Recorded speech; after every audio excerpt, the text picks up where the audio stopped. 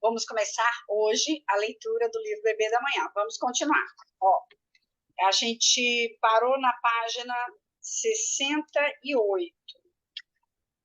Não, foi mais. 70.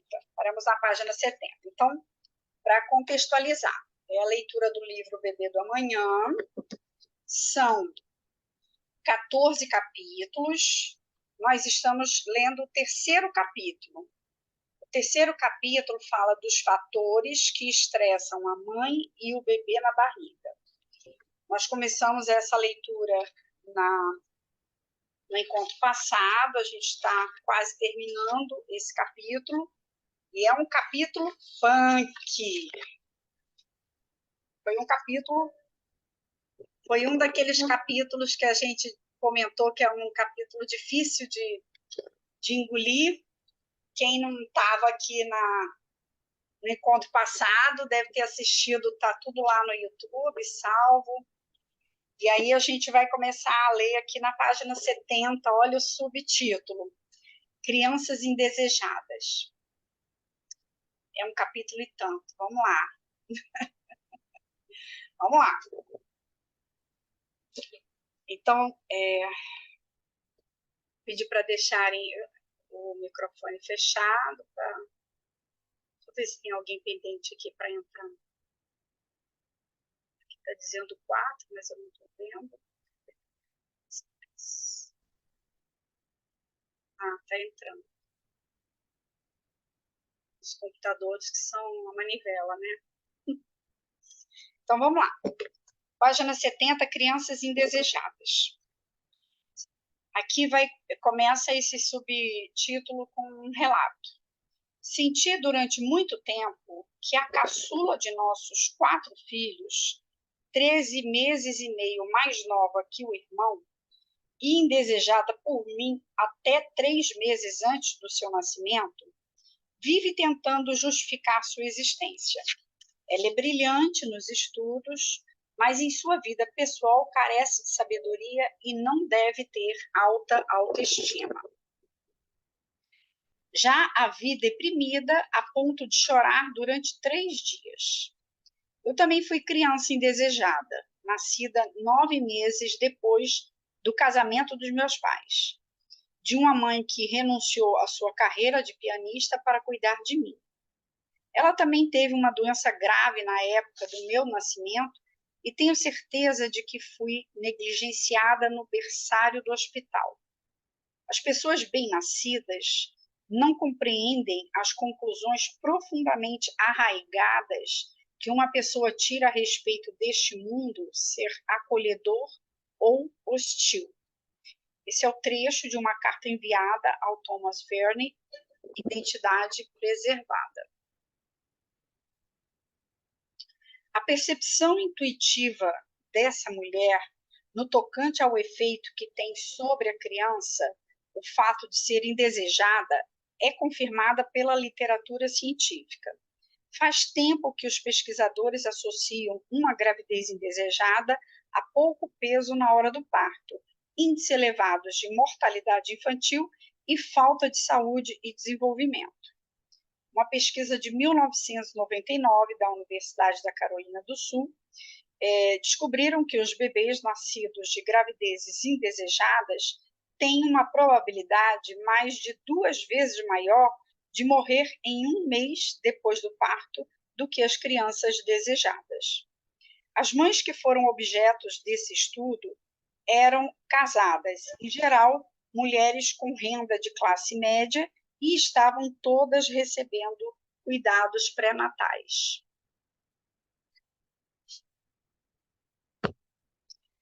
Nesse ínterim, David e Cole, 1988, cientistas de Praga, acompanharam o desenvolvimento de 2.290 crianças nascidas entre 1961 e 1963, de mulheres a quem o aborto foi negado 2 vezes para a mesma gravidez.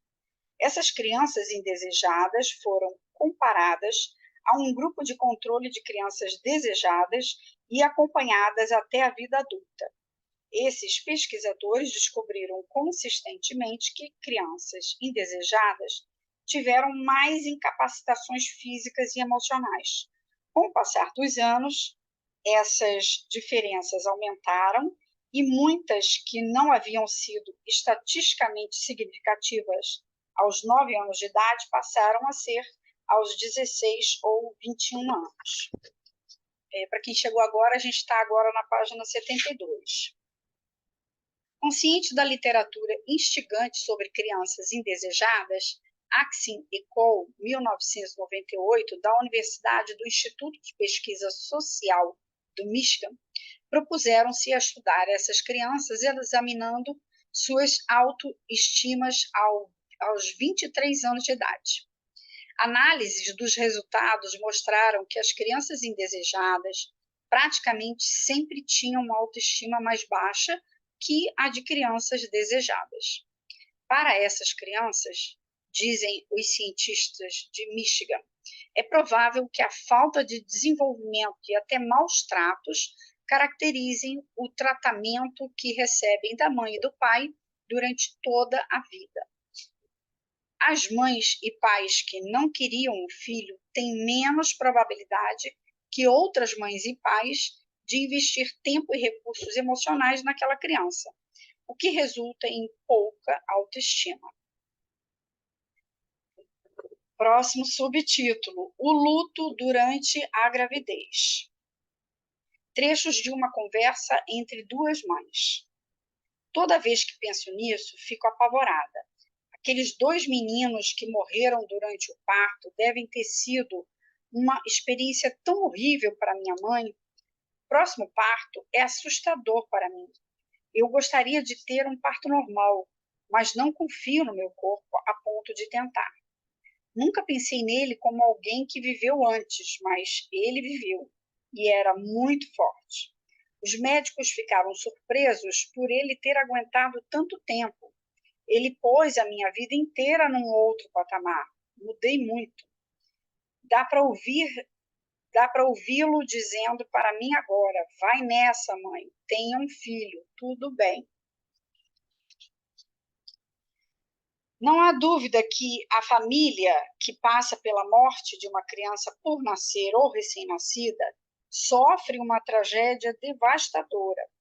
Quem passa por essa perda diz que dói tanto quanto a morte de uma criança maior, de um cônjuge ou de um dos pais. O sofrimento do luto por uma vida truncada costuma ser difícil de entender por quem não passou por isso. Quem diz algo como você pode ter outro filho ou a vida continua, simplesmente não conseguiu entender o impacto duradouro dessa perda. Gail Peterson, 1994, psicóloga da Califórnia, perguntou-se se uma experiência dessas pode ter consequências também sobre as gravidezes subsequentes. E encontrou evidências inquestionáveis em seu estudo clínico de que tem, sim. As mulheres que passaram por uma perda perinatal anterior acharam mais difícil ajustar-se a uma nova gravidez. Tinham medo de outra perda e sentiam culpa por amar o novo bebê. Essa experiência não tem impactos. Aqui é uma entre aspas. Essa experiência não tem impacto só sobre o vínculo da mãe com o feto por nascer. Pode precipitar estados extremos de medo e pânico durante a gravidez e também durante o trabalho de parto. As mulheres que passaram por essa perda, diz ela, correm um risco maior de abortos espontâneos no futuro, de nascimento prematuro e complicações na hora do parto. É um estudo de Peterson, 1994. Talvez o mais surpreendente seja a pesquisadora ter descoberto que essa perda atravessa gerações. Durante a infância, as mulheres podem absorver o impacto da perda pré-natal de suas mães e são particularmente vulneráveis a sentir muito medo durante a própria gravidez, parto e relação subsequente entre mãe e filho. Uma mulher que participou do estudo, por exemplo, lembrou que a mãe sofrera com 2 partos de natimorto antes de passar por 5 cesarianas. Essa paciente sentiu o luto mal resolvido da mãe durante toda a infância e sentiu a necessidade de tomar muitas das suas decisões pessoais com base nos terrores da mãe. Por fim, a ansiedade e a culpa por ter tido o filho homem que a mãe perdera comprometeu o vínculo com o recém-nascido. Para Peterson, o lado positivo foi a descoberta de que ela poderia amenizar esses sentimentos e, por extensão, o resultado da gravidez, ajudando seus clientes a explorar a sensação subterrânea de perda. Entre aspas, a gravidez abre uma janela para a oportunidade de cura e solução. Fim do capítulo e resumo. Eu acredito muito nisso, gente. A gravidez e a amamentação, o puerpério, abre uma janela de oportunidade de cura e solução ancestrais, transgeracionais. Resumo do capítulo. Os problemas emocionais da mãe grávida levam a uma produção maior de hormônios do estresse, principalmente o cortisol e a norepinefrina. Estes, por sua vez, têm efeitos adversos sobre a regulação dos genes, precipitando uma destruição excessiva de neurônios e sinapses, alterando a organização e a função do cérebro e prejudicando a capacidade futura do bebê enfrentar o estresse. O lado positivo dessa informação é que as mães e pais conscientes dos prejuízos que o estresse pode causar podem agir no sentido de amenizar as ansiedades que estiverem ao seu alcance, aliviar.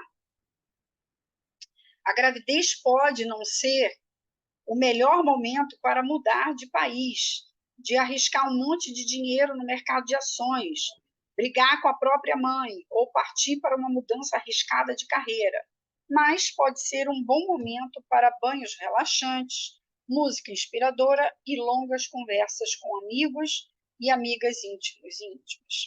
Ponto-chave para as mães e pais. Quer o problema seja um luto, estresse ou depressão, é possível deixar mais leve a bagagem emocional que é reconhecida e compartilhada com alguém que mostre simpatia pela mulher grávida. Durante a gravidez, mais que em qualquer outro momento da sua vida, você precisa de apoio emocional. Procure alguém com quem você pode discutir livremente suas esperanças e preocupações. Lembre-se, pequenas explosões de raiva ou estresse não são prejudiciais a você, nem para o seu filho. É o estresse crônico, constante, que é potencialmente lesivo. É importante para os futuros pais fazerem tudo o que estiver ao seu alcance para criar uma sensação de calma e tranquilidade durante a gravidez, quando o fluxo e refluxo dos hormônios do estresse afetam profundamente a arquitetura do cérebro. Comentários? Vou falar aqui, é tão importante, então, a gente pensar na qualidade de vida da gente como um todo, né? Porque o que está falando aí é que essa crise crônica, né? Esse estresse crônico, né? Esse estresse crônico é que gera, que prejudica, né? o bebê. Porque assim, a gente não está livre de viver desilusões e viver desacertos na vida. Mas como a gente lida com isso e a gente está afundado o tempo todo nesse lugar, né, que torna esse sentimento crônico, esse estresse crônico, essa agonia, essa ansiedade crônica, né? E você tornar isso mais consciente em você e procurar mudar, né? Porque aí é uma disciplina. Disciplina no sentido de um aprendizado mesmo, de fazer diferente, né? Para você fazer diferente do que você está acostumado, você precisa pensar, né? E mudar.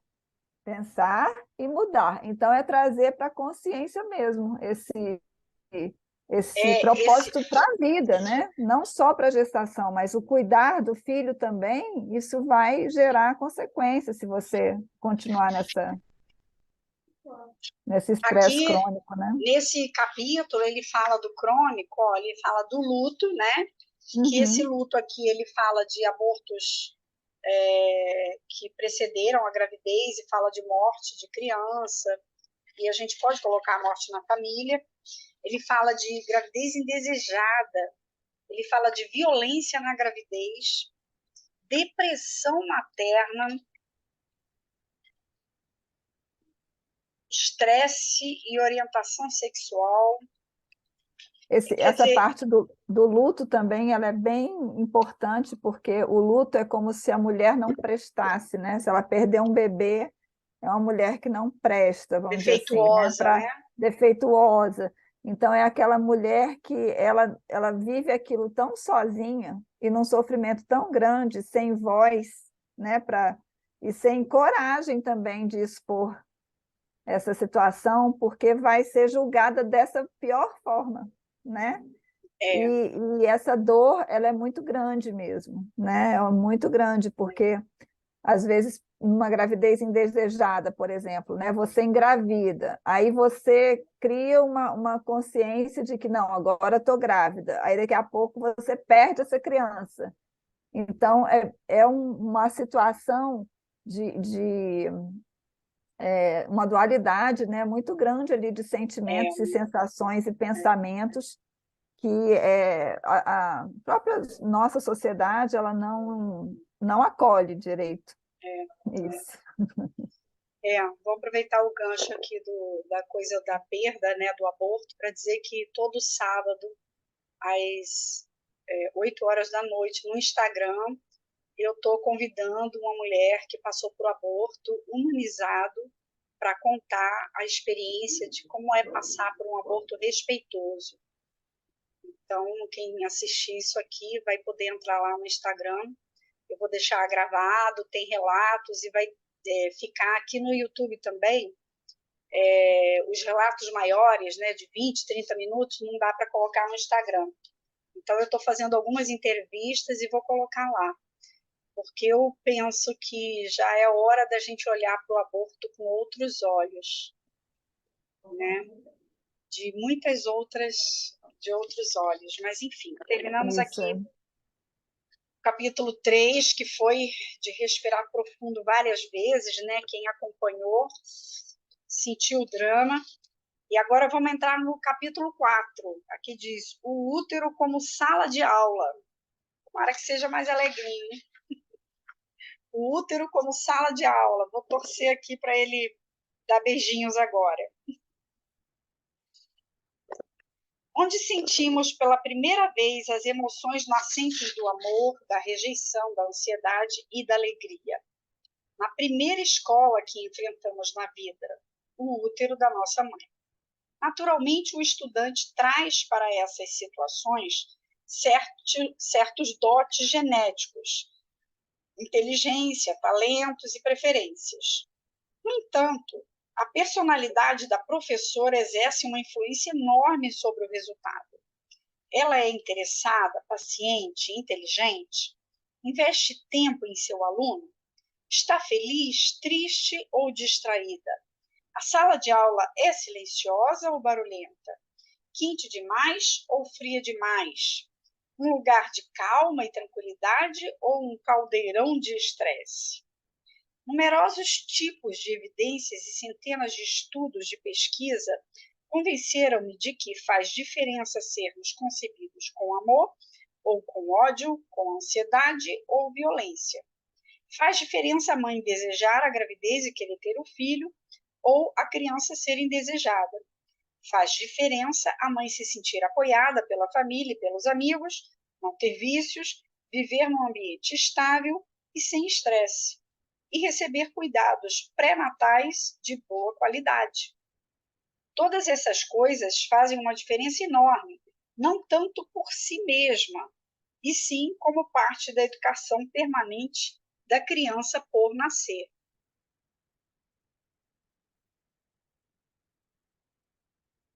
Eu parei para ver aqui alguma coisa no chat.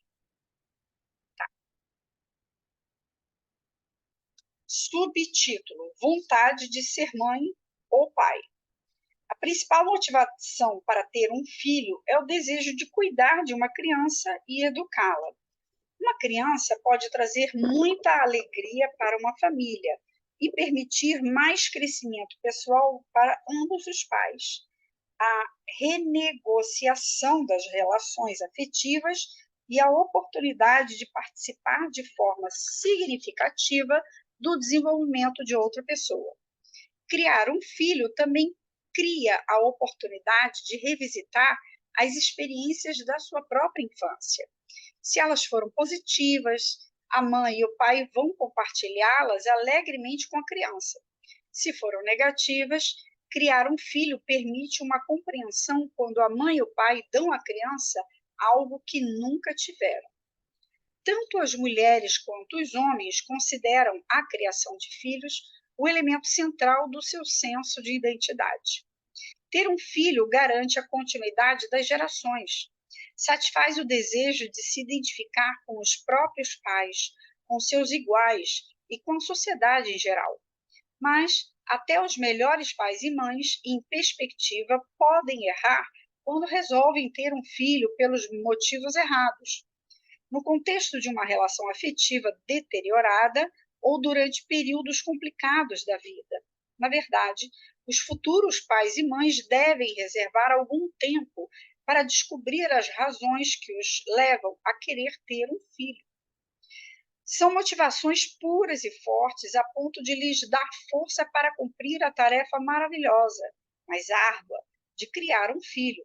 Não durante um mês ou dois, mas durante toda a vida.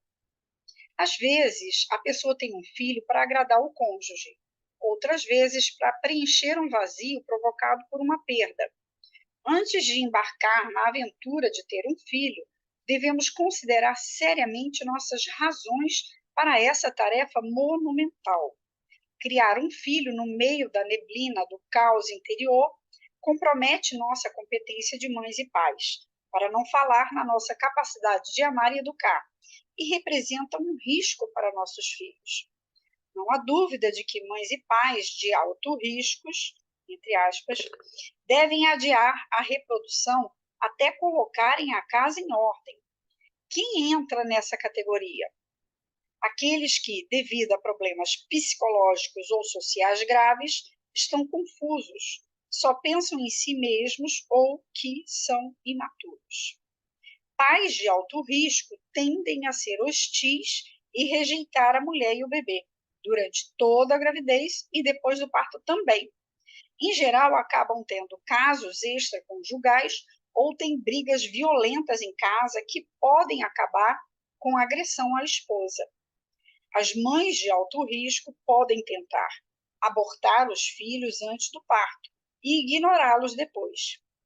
Há estudos que mostram que seus bebês correm risco de parto prematuro, de pouco peso ao nascer e dos problemas de saúde decorrentes disso. Brigitte Bardot, a atriz francesa e símbolo sexual da década de 60, é um exemplo desse perfil. Em sua autobiografia, intitulada Initial Bebê, escrita para todo mundo ler, ela diz que alimentou esperança de ter um aborto espontâneo quando estava grávida de uma criança que se alimentava do seu corpo como um tumor. Emocionalmente instáveis, imprevisíveis e deprimidos, homens e mulheres de alto risco devem resolver seus problemas pessoais antes de terem esperanças de alimentar uma outra vida.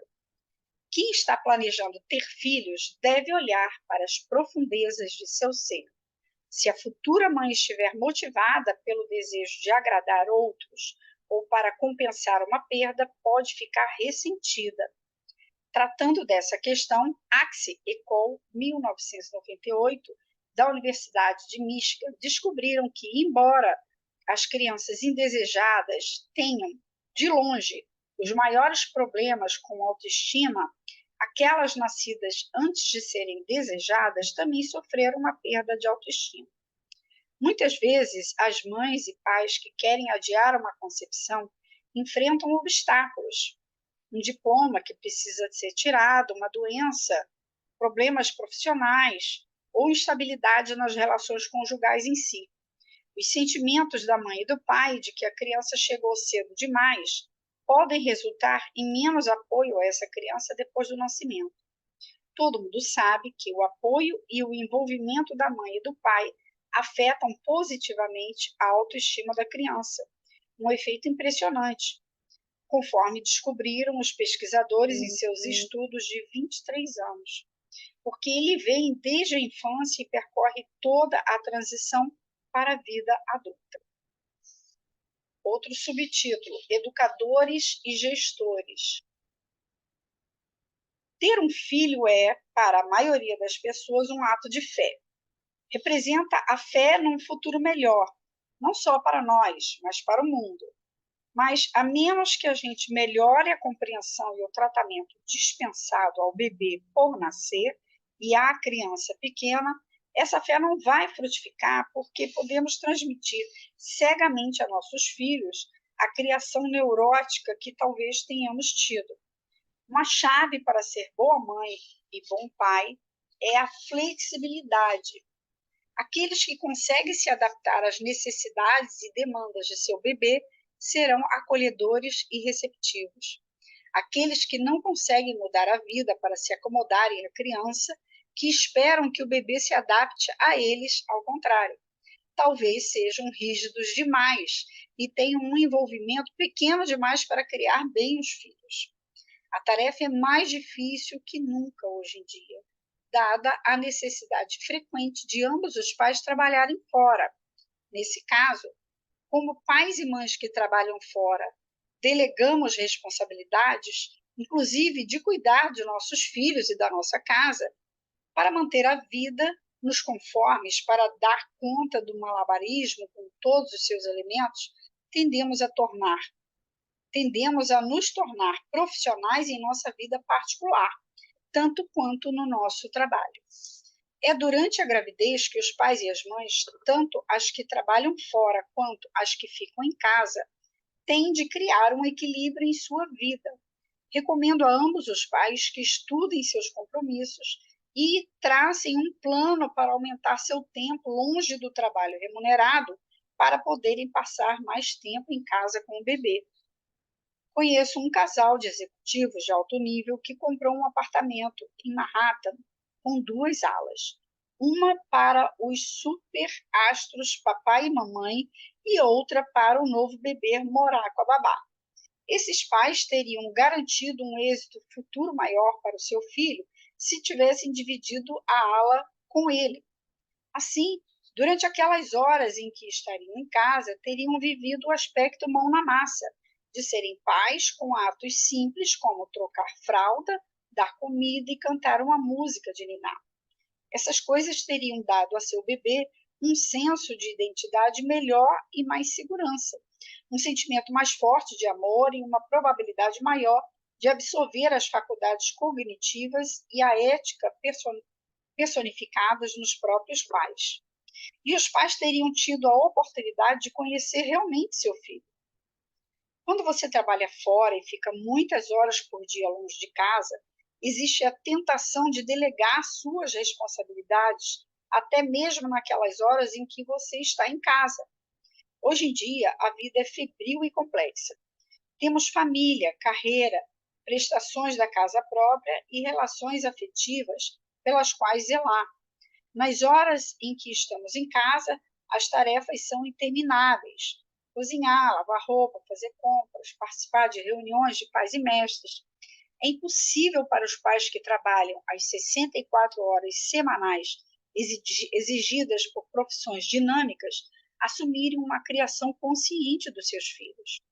Meu conselho é: não tenha um filho na mesma época em que aceita uma promoção no trabalho. Se a sua empresa oferece horas de trabalho flexíveis, aproveite essa opção durante alguns anos. Se você tem a alternativa de contratar alguém para limpar a casa ou cuidar do bebê, contrate a pessoa para limpar a casa enquanto você cuida do bebê. Se for possível, um dos pais, ou melhor ainda, ambos os pais, regredirem durante alguns anos, abrindo mão de uma parte da renda para cuidar do bebê, isso seria o ideal. Ao contrário das ideias promovidas pela cultura popular, Não é possível ter tudo. A maioria de nós não dispõe de riqueza suficiente para simplesmente largar o emprego e se tornar mães e pais que vivem em casa, o que seria o ideal dos ideais, ao menos do ponto de vista da criança. Mas, na nossa cabeça, todos podemos fazer a viagem que nos leva da função de gestores para a de educadores. E todos podemos aprender a mudar nosso modo de vida para abrir espaço em nossa vida agitada para nossos preciosos filhos se desenvolverem perto de nós. Para facilitar sua transição de gestores para educadores, são sugeridos os seguintes princípios. Vai citar 3 princípios de um estudo de David Floyd, de 1994. Primeiro, os educadores adaptam-se a seus bebês. Os gestores esperam que seus bebês se adaptem a eles. Segundo, enquanto estão grávidas, as mães educadoras veem-se participando ativamente do crescimento do bebê. As gestoras, por outro lado, veem o bebê como uma entidade separada, um corpo estranho crescendo dentro do seu. Terceiro, mães e pais educadores acreditam na realidade da comunicação e da parceria ativa com o bebê por nascer. Mães e pais gestores veem o crescimento e nascimento do filho como um processo mecânico com o qual não tem envolvimento algum. A verdade é que os protótipos dos educadores e gestores são estereótipos extremos, as duas extremidades de um longo contínuo. Enquanto pais, a maioria de nós cai em algum lugar entre elas. Nosso objetivo nos meses que precedem o nascimento é encontrar o equilíbrio entre sermos fiéis a nós mesmos e realizar nossos sonhos pessoais de um lado e de outro, garantir que nossos filhos recebam dos pais os cuidados indispensáveis que eles bem merecem. Eu falo muito isso nos meus atendimentos, quando a mãe está amamentando e vai retornar ao trabalho. Eu tenho, inclusive, aulas gravadas sobre não deixar o bebê na creche antes dos 3 anos de idade. E isso é um dilema na vida das mulheres, né? Dos homens, eles não sentem tanto, porque eles estão assegurados de uma hora de que o homem tem que ir trabalhar. Então, são poucas realmente as famílias que eu acompanho que pai e mãe estão intercalando seus horários de trabalho para a criança ficar em casa até os 3 anos de idade, pelo menos 3, 4, quanto mais melhor. A grande maioria deseja voltar correndo para o trabalho. E, inclusive, algumas mulheres não querem nem passar 30 dias fora do trabalho. Isso tudo, para mim, é uma grande lavagem cerebral que a sociedade moderna passou, que o trabalho é mais importante que a família. Isso é um perigo muito grande. Alguém quer comentar antes de eu começar o próximo subtítulo? Não? O subtítulo é Faxina Eu nas... posso falar rapidinho? Pode, Amanda. Isso que você falou, Vanja, é muito interessante, porque eu, por exemplo, cresci numa casa em que você vê as pessoas paparicando os de fora e os de dentro mesmo são relegados, né? Então, por exemplo, minha mãe trabalhou a vida inteira num hospital grande, né, sírio-libanês, e aí paparicava as enfermeiras, os médicos, tudo, né? Mas a criança em si fica na creche, né? É exatamente o que você falou. E aí, quando o meu nasceu, eu também acabei caindo nisso, né? Só que aí, o que eu percebi? Que quando você tem algum problema, todas aquelas pessoas que você paparicou, que você colocou na frente, não vale de nada no final, né? Até porque tudo que a gente faz é para a família, né? É para a criança, no final das contas, é para aquele círculo ali, né? Essa é a palavra-chave, desaparece. Então, se as pessoas se dessem conta disso, que quando chegar, por exemplo, numa idade mais avançada, a companhia ali vai ser não vai ser aquelas pessoas, né, que foram paparicadas. E hoje em dia, com essa coisa de rede social, né, é bem assim mesmo, as pessoas se acostumaram, né, a paparicar os de fora e a relegar os de dentro, né? É uma cultura muito forte mesmo. Por isso estamos aqui lendo esse livro e desejando que muitas gravidinhas e pré-gravidinhos assistam os vídeos. Vamos deixar isso aqui para a posteridade e colaborar de alguma forma, né? Esse livro é muito profundo, né? E a base dele é realmente científica, né? E causa um impacto grande. Pelo menos eu fico impactada toda hora. É meio que um soco no estômago toda hora, né? Coisas que a gente pensava, isso não tem problema. Tem problema assim. Subtítulo: Faxina nas teias de aranha. Será que o desenvolvimento psicológico e físico de uma criança é afetado pela constituição emocional de seus pais? Para aqueles em contato com a pesquisa moderna, para não falar da história pessoal, a pergunta parece retórica e a resposta clara como o dia. Apesar disso, é bom repetir: as descobertas na literatura que mereceram resenhas de estudiosos ao longo de décadas estabeleceu sem sombra de dúvida que os pais têm uma influência enorme sobre os atributos físicos e mentais dos filhos que eles criam. Dado esse fato, é responsabilidade de todos os pais e mães que estão esperando um filho fazer uma faxina nas teias de aranha da psique, ventilando suas diferenças com o cônjuge e resolvendo conflitos internos antes da chegada do bebê. Eu falei sobre isso hoje na roda de pré-concepção. Essa faxina psíquica tem sido usada com vantagens terapêuticas por Candace Fields, 1988, uma parteira diplomada que é uma das fundadoras da Clínica Montanha, um centro de saúde inovador na área rural das montanhas do condado de Trindade, Califórnia. Com nossos conhecimentos crescentes a respeito da consciência da criança por nascer, temos uma oportunidade e uma responsabilidade sem precedentes de melhorar a maneira pela qual prestamos cuidados pré-natais e damos apoio às mulheres e às famílias na hora do parto. Para aumentar o bem-estar físico e emocional e espiritual do parto, precisamos ampliar o alcance das nossas atitudes e a arte de nossos cuidados, bem como refinar nossas capacidades técnicas e intuitivas. Uma das técnicas mais eficientes de melhorar o resultado do parto é, segundo o Itrid, segundo essa Candace, 1988, uma sessão formal de faxina das teias de aranha, aos 9 meses de gestação, com a mulher e seu companheiro, ou com a pessoa que vai lhe dar apoio indispensável na hora do parto. Olha que interessante. Isso aconteceu certo dia em decorrência de um acontecimento auspicioso na minha sala de exames. Um casal muito amoroso estava se aproximando da data do parto. Ficaram casados muito tempo antes de resolverem ter um filho e estavam empolgados com a perspectiva de serem pais. Mas o marido estava agindo de uma forma peculiar naquele dia e, durante a conversa, perguntei-lhe brincando: há alguma coisa que João poderia fazer durante o trabalho de parto que o incomodaria?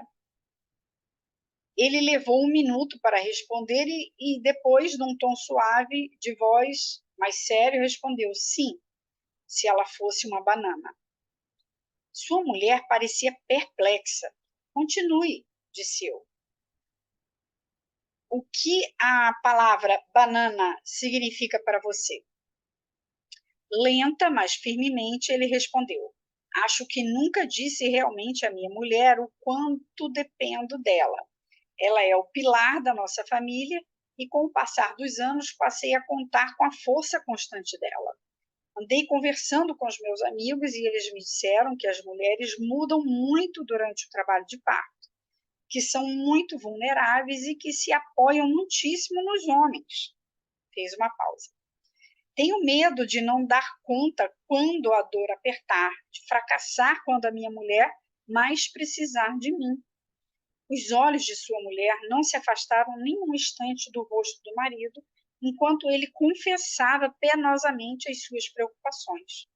Sorriu e respondeu suavemente: eu não tinha ideia de que você valorizasse tanto assim essas características minhas. Que coisa maravilhosa ouvir que eu gosto de ser forte e digna de confiança. Mas andei conversando com minhas amigas e elas disseram: Joan, o parto é uma experiência primal, é algo poderoso, intenso, e é melhor simplesmente se entregar às forças e ir para onde elas a levarem. Essa ideia me parece certa de algum jeito e me deixa empolgada.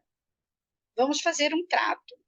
Não estou com medo e quero viver isso plenamente.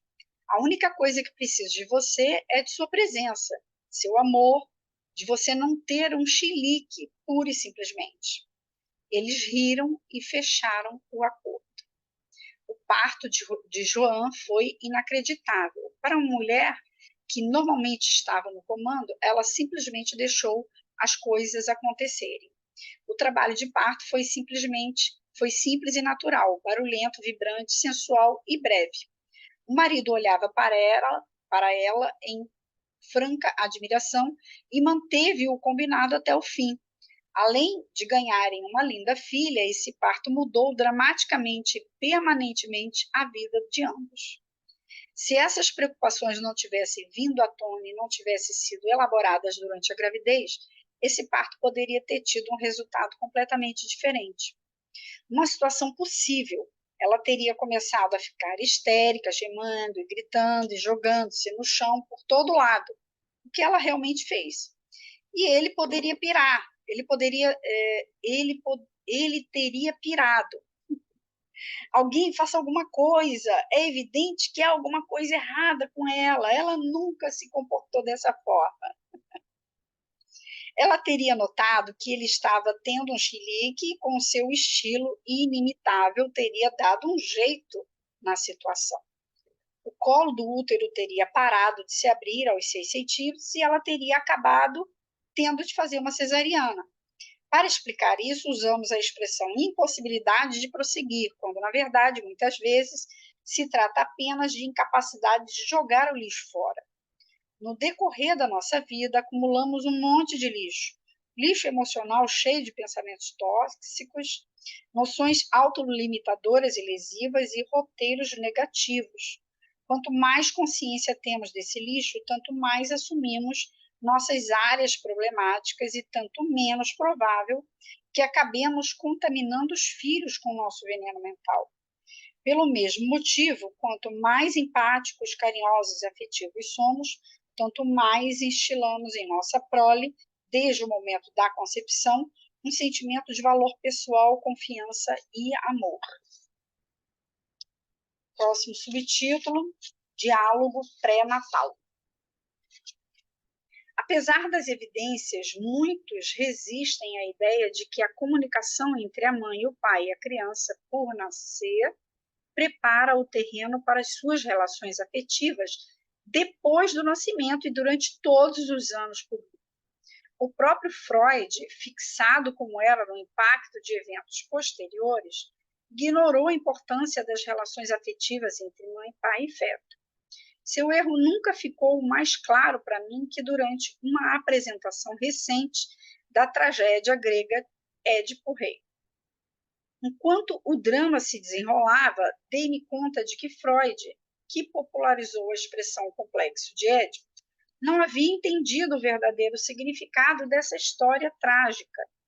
Édipo, como a maioria de vocês vai se lembrar, era filho de Laio e Jocasta, rei e rainha de Tebas.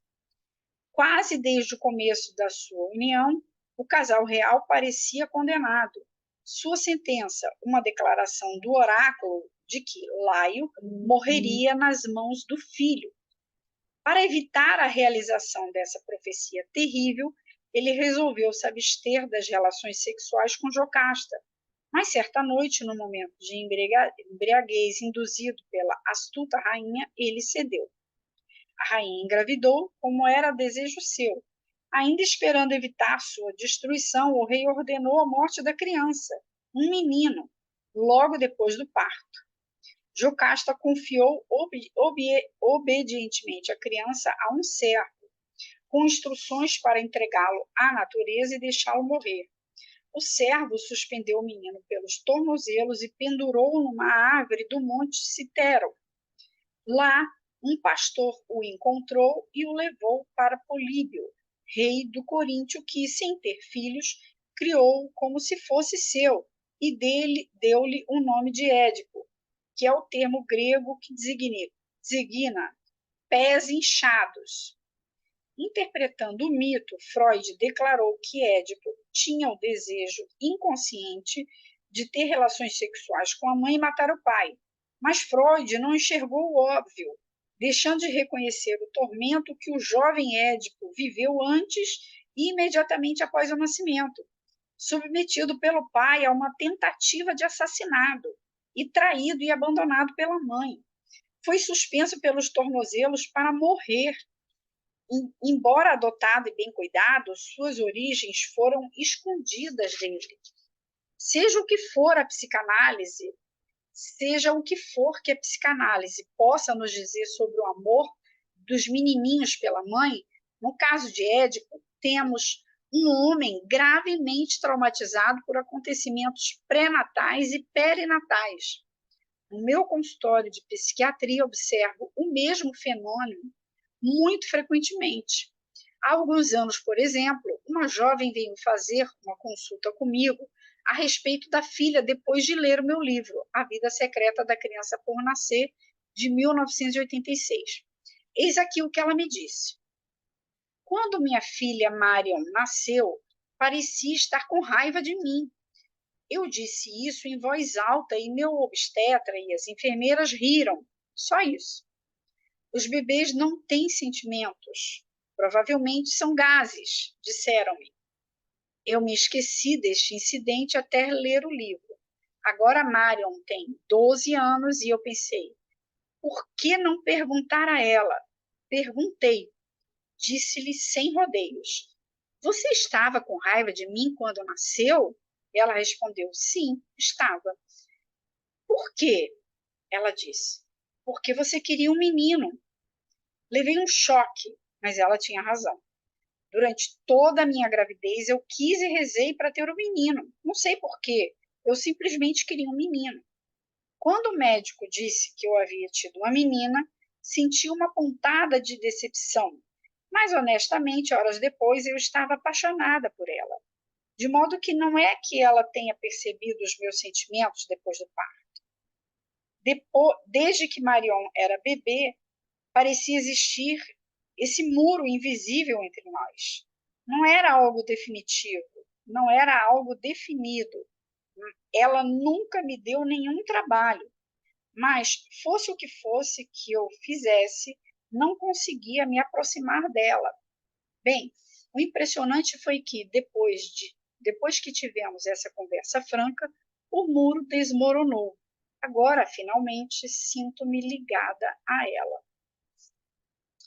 A história de Marion é muito mais feliz que a de Édipo, mas ambas demonstram o papel crucial que a comunicação pré-natal pode desempenhar na vida de uma criança e mais tarde do adulto.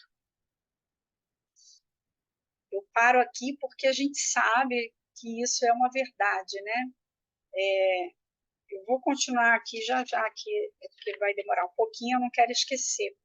A gente fala tanta coisa, né, para filho e filha, e eu gosto sempre de repetir, tudo que pai e mãe fala para filho e filha fica para sempre.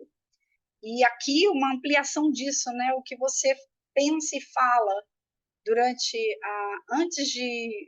antes da gravidez, durante a gravidez, no momento inicial que você vê o bebê, é marcante, fica no inconsciente para sempre. Então a gente nunca deve visitar um bebê ou receber um bebê no colo e falar: nossa, mas esse nariz igual do pai, que tristeza, meu filho, minha filha, né? Você logo põe atributos dos outros, atributos negativos, né?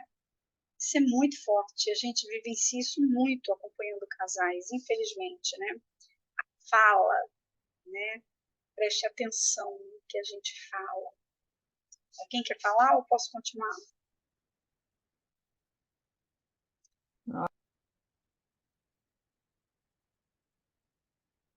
Abre o microfone, Magali.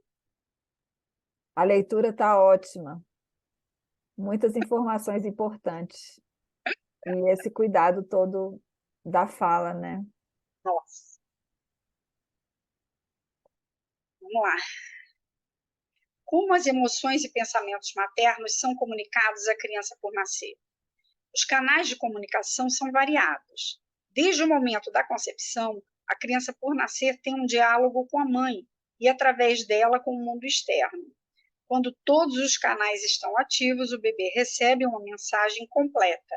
É como um som estereofônico. Os diálogos umbilicais acontecem por meio de 3 canais. Canal 1, comunicação molecular. As moléculas maternas da emoção, inclusive hormônios do estresse, como a adrenalina e a noradrenalina, neurohormônios e hormônios sexuais, chegam ao feto por meio do cordão umbilical e da placenta. Nesse sentido, a criança, por nascer, faz parte do corpo da mãe, tanto quanto seu coração e fígado. Canal 2, comunicação sensorial. Quando uma mulher grávida acaricia a barriga, conversa, canta, caminha ou corre, está se comunicando com seu bebê através dos sentidos da criança. Os recém-nascidos falam, entre aspas, com a mãe por meio do choro, e as mães logo conseguem decifrar o significado dos seus choros. O som de bom dia, mãe, estou acordado, é muito diferente de estou com uma dor horrível na barriga. Da mesma forma, a criança, por nascer, consegue se comunicar por meio de chutes. Um exemplo: quando ouve a música de que gosta, ela dá chutes enérgicos, mas sem violência. Mas se você expuser o bebê a barulhos altos e agudos, como os de pneus cantando numa curva ou um concerto de rock, ele vai ficar cada vez mais agitado, submetendo a mãe a uma série de chutes dolorosos.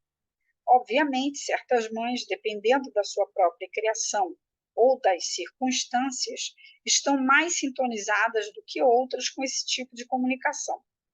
Quando estão deprimidas, ansiosas, são expostas à violência ou usam drogas pesadas, as mães têm pouca probabilidade de serem boas ouvintes ou de conseguirem enviar mensagens positivas. Canal 3, comunicação intuitiva. Tenho certeza de que você já viveu isso muitas vezes. Está de pé numa sala conversando com alguém. De repente, sente uma necessidade premente de se virar. Ao fazer isso, dá com os olhos de outra pessoa que estava olhando para você. Ou você provavelmente já leu ou ouviu falar do caso dos gêmeos. Mesmo que vivam a milhares de quilômetros um do outro, um deles tem condições de saber que o outro está com uma doença grave ou em dificuldades sérias. Essas interações também acontecem entre pessoas que não estão ligadas por laços de sangue, em contato físico ou conversando.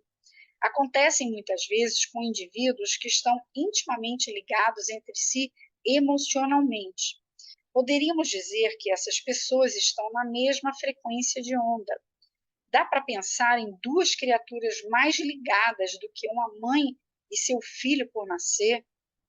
É de surpreender, então, que consigam se comunicar dessa forma intuitiva. O canal intuitivo transmite os pensamentos, as intenções e grande parte das suas emoções ao bebê. E pelo mesmíssimo canal, a mãe recebe mensagem do filho por nascer, muitas vezes sob a forma de sonhos. É por meio desse sistema complexo de comunicação pré-natal que o feto se familiariza consigo mesmo, com a mãe e com o mundo em geral.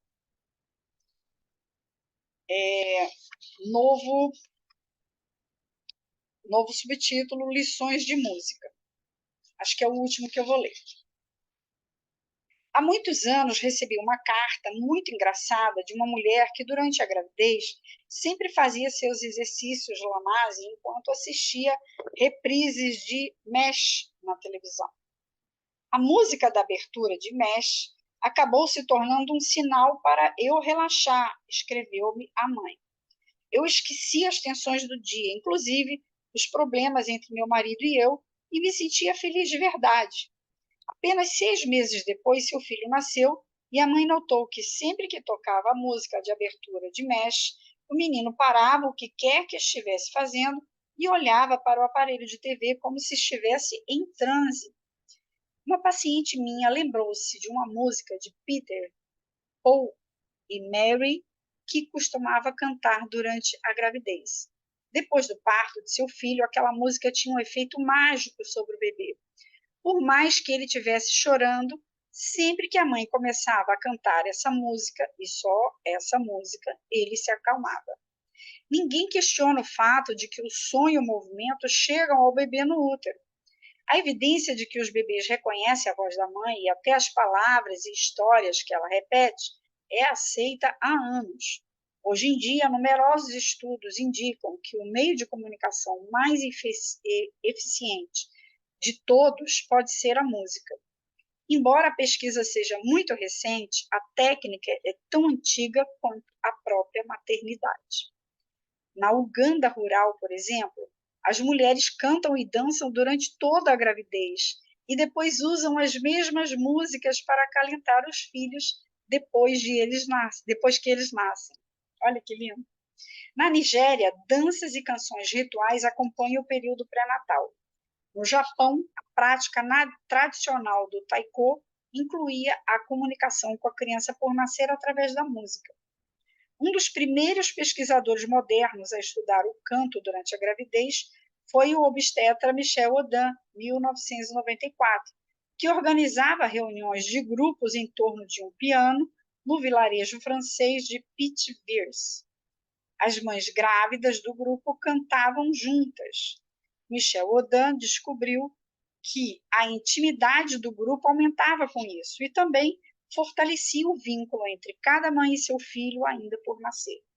Comparado à população comum de mulheres grávidas, o grupo de canto de Michel Audin teve partos mais fáceis e vínculos mais fortes entre mãe e bebê imediatamente após o nascimento da criança. As descobertas de Michel Audin despertaram o interesse de Rosário Montemuro, 1996, uma parteira que lançou o programa de educação materna no Centro de Saúde de Vilamarchante, na Espanha. Trabalhando com colegas, Montemuro criou uma espécie, criou um espaço e um horário para as mães grávidas cantarem. Reuniões para cantar um dia por semana durante 2 horas. Agora é uma atividade que oferecemos além dos cursos teóricos básicos, caminhadas, piqueniques, jogos, filmes e reuniões com os pais dos bebês, diz ela. A natureza caótica da clínica, observa, não favorece a privacidade, a intimidade e o silêncio durante o parto em si, tornando os benefícios do canto particularmente importantes para as participantes do grupo. Esse ambiente torna duplamente importante, aí, entre aspas, torna duplamente importante criarmos formas por meio das quais a mãe encontra forças que lhe permitam acreditar que ela, seu bebê e seu marido são os verdadeiros protagonistas do trabalho de parto e que ela vai conseguir estabelecer um vínculo com seu filho e amamentá-lo depois. Coisas extras, como cantar, observa ela, aumenta a probabilidade de êxito. Se cantar ensina alguma coisa à criança que está no útero, as descobertas indicam que pode ser o básico da ligação afetiva e de amor. Montemuro descobriu que a maioria das mães grávidas tem a necessidade de se ligarem umas às outras, dividindo ansiedades, fantasias, questões, medos, problemas e soluções comuns a todas elas. A consciência conectiva que essas mães desenvolveram cantando estende-se aos filhos por nascer. O repertório de Vila Marchante inclui acalantos tradicionais em espanhol e valenciano, dialeto local, de modo que as mães podem cantar para seus recém-nascidos as músicas que aprenderam e cantaram durante as reuniões do grupo de canto. Incluímos música de ninar, que imitavam os ritmos da cadeira de balanço. Algumas de nossas mães conseguem se lembrar das próprias mães e avós cantando para pôr crianças pequenas para dormir. Algumas delas conseguiram se lembrar de serem acalentadas elas mesmas ao som da cadeira de balanço, que criavam um tic-tac rítmico e monótono ao bater no chão de madeira, fazendo-as se recordarem dos batimentos cardíacos das próprias mães. As participantes aprenderam alegre e entusiasticamente, com as mães e as avós, as antigas canções de ninar e músicas de folclore. Enquanto aprendiam as músicas de ninar tradicionais, o seu desejo pessoal de pegar no colo os filhos por nascer concretizava-se na música e nas palavras. Embora um estudo empírico com base na técnica de Montemurro ainda esteja por ser feito, as descobertas clínicas são importantes, são impressionantes. Montemurro diz que as mulheres grávidas do seu estudo conseguiam sentir os filhos na barriga, participarem das músicas por meio de movimentos fetais espontâneos e harmoniosos. Entre as características que os pesquisadores observaram serem particularmente predominantes entre essas crianças depois do parto, estão a consciência amplificada, facilidade para estabelecer vínculos e, com 1 mês de idade, propensão a sorrir rápida e facilmente. As mães dizem que as músicas de ninar cantadas antes do nascimento são especialmente efetivas para acalmar os bebês e induzir o sono. Muito bem, vamos parar aqui. E aqui ela vai falar do efeito Mozart. Essa semana eu tinha lido sobre o efeito Mozart, mandei um artigo para minha filha e para o meu neto, falando sobre o efeito Mozart. Vai ficar para a próxima semana. Comentários? Essa capítulo parte foi gostoso. Foi, essa parte da música, você falou, né, lá atrás, falando da faxina psíquica, né, falando da faxina psíquica, e agora essa das lições de música. A música é algo que fez parte enfim, da minha preparação para o parto de todos os filhos, né? E fez Dançar e parte cantar. também, fez parte também dos meus primeiros trabalhos com gestantes aqui em Brasília, né? E fez parte do trabalho com meu neto aqui também, né? Eu até cheguei a comentar com você que eu fazia chantala com ele com Mozart para bebê, a música. E aí fazia sempre, né? Massagem nele, bebezinho e tal, e aí depois parou um tempo, porque aí eles não querem mais, né? E um dia, ele maiorzinho, ele já tinha 1 ano e pouco, eu acho, fui fazer e ele ficou tendo uns gestos, assim, até comentei com você, não sei se você lembra, que ele ficou meio que se fingindo de bebê, assim, aí eu fiquei até com medo, falei, esse menino está regredindo, como é que vai? Mas eu acho que é uma memória, né? Estava lembrando. Da sensação, da música, do toque, de tudo isso, né?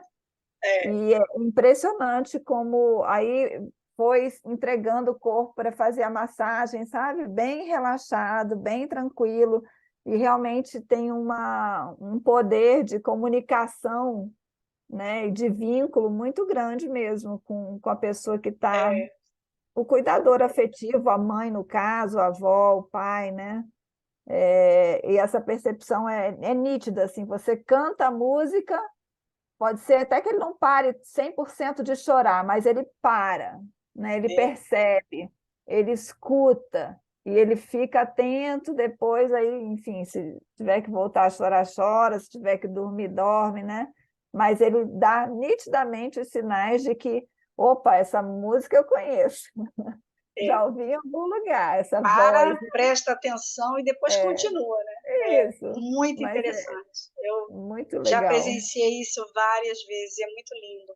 E aqui Uhum, fala também do espaço para as mulheres grávidas dançarem, né? A gente tem em vários estados aqui no Brasil a dança materna, né? Dançar no sling, né? E depois que o bebê nasce, a mulher volta para as rodas de dança e dança com o bebê fora da barriga e no sling, né? Muito uhum. lindo esse trabalho. E como é importante, né? Sim, sim. A gente Eu fazia o trabalho lá no HUB e tinha essa parte de dança, tinha essa da parte de dança, música, né? Quando era presencial era muito bom. A gente era faz bom. virtual muito pouco, né? A gente fez no carnaval, eu gosto de fazer agora na festa junina, né? De fazer esse momento de dança, mas assim, Era bom, presencial era era bom. muito melhor, né? Foi, aproveitamos bastante o tempo. Sim. Queridas, alguém quer comentar mais alguma coisa? Vamos finalizar a nossa leitura de hoje. Muito obrigada pela participação de todas. Alguém quer comentar? Não? Obrigada, tá? E até semana que vem, mesmo bate horário, mesmo bate canal. E repliquem, vai ficar lá no YouTube, tá? Beijos. Beijo. Tchau.